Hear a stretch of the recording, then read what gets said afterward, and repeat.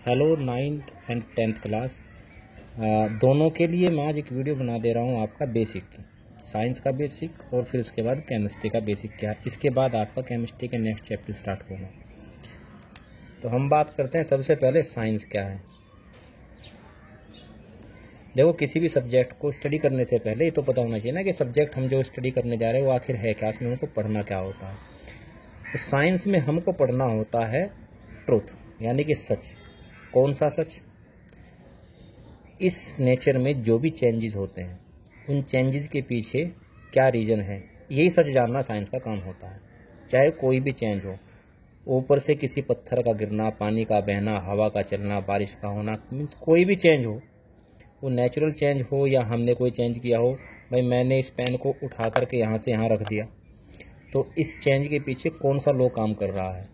ये जितने भी लॉ होते हैं, इन लॉ की डिस्कवरी करना ही साइंस का काम होता है। तो हमको साइंस में क्या पढ़ना होता है, तो कौन कौन से लॉ हैं जो चेंजेस के पीछे रेस्पॉन्सिबल होते हैं चेंजेस के लिए। अच्छा, इस लॉ की डिस्कवरी करने का एक प्रोसेस होता है। प्रोसेस क्या है? स्टेप वाइज इसका प्रोसेस है और इसके 5 स्टेप होते हैं। सबसे पहला होता है ऑब्जर्वेशन, यानी कि जो भी चेंज हुआ है इसको ऑब्जर्व करना।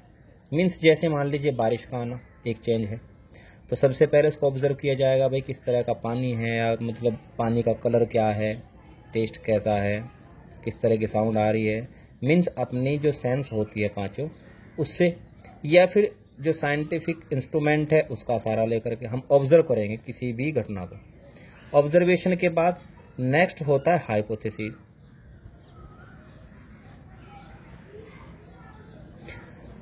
वो जो चेंज हुआ है उस चेंज का जो रीजन है, उस चेंज का रीजन बिना एक्सपेरिमेंट को किए ऐसे एक एज्यूम किया जाता है कि भाई इसके पीछे ये रीजन रहा होगा, उसका एक आंसर देने का एक प्रयास किया जाता है, उसी को कहते हैं हाइपोथेसिस।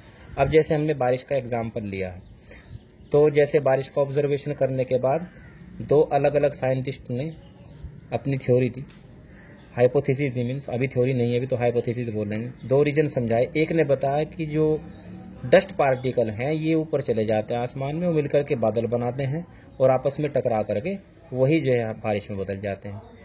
दूसरे साइंटिस्ट ने बताया कि सन की हीट से जो वाटर है वो इवेपोरेट हो जाता है, ऊपर जाके बादल बनते हैं और वो बादल जब ठंडे हो जाते हैं जाकर के बारिश होती है। तो हाइपोथेसिस, 2 हाइपोथेसिस हमारे पास होगी। उसके बाद किए जाते हैं एक्सपेरिमेंट्स।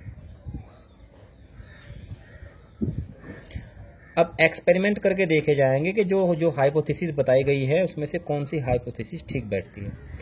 तो एक डब्बे में मान लीजिए डस्ट पार्टिकल को खूब टकरा करके देखा गया, उससे कोई वाटर ड्रॉप नहीं बनी, इसका मतलब पहली हाइपोथेसिस गलत।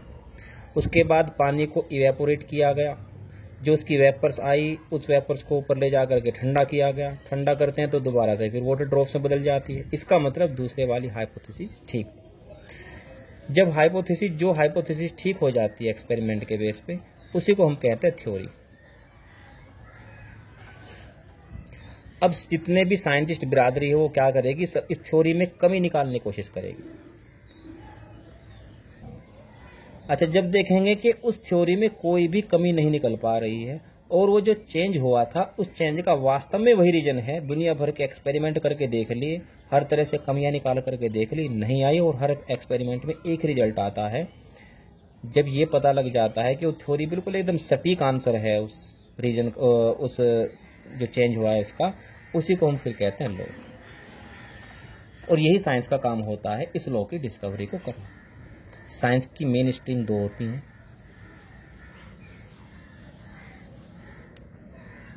केमिस्ट्री और फिजिक्स।